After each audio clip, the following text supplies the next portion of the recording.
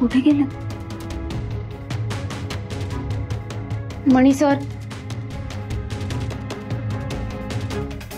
स्वानंदी,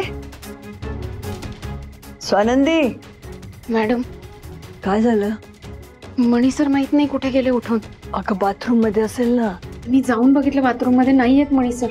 माहिती नाही कुठे गेले. खाली गेला असेल कदाचित पाय मोकळे करायला. मॅडम अहो, इतक्या रात्री कसे जाणार आहेत? आणि गेले असते तर मला सांगून गेले असते. असं न सांगता कधीच मणी सर जात नाही. माहिती नाही अचानक कुठे गेले. चल खाली जाऊन बघून येऊया.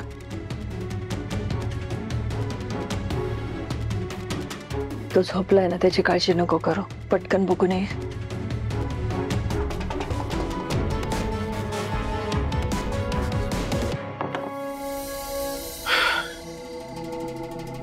दिन्या, हे बघ, काही दिवसांचाच प्रश्न आहे.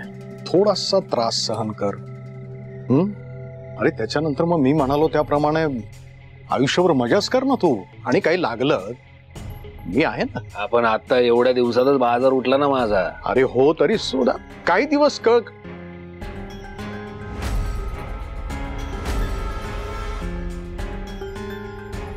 दिन्या, त्या दोघी तुला शोधायला बाहेर पडलेले आहेत.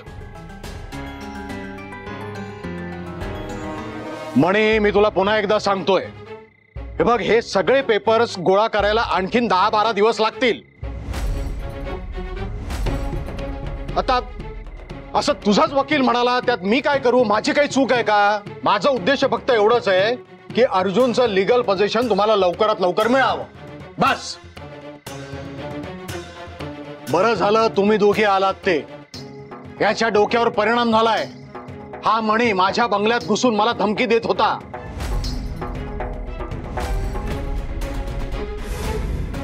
आणि त्याला असं वाटतंय की त्याच्यावरती हल्ला मी करवलाय म्हणून सगळे पेपर्स मी पळवून नेलेत. अरे मी काय सामान्य माणूस नाहीये, खासदार आहे, खासदार.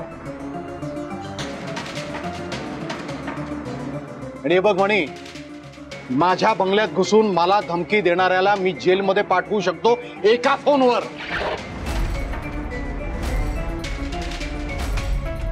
आता तू आहेस म्हणून ठीक आहे, मी तुला सोडतोय. अरे डोक्यावर परिणाम झालाय तर बाहेर कशाला पडतो? घरातच थांब ना.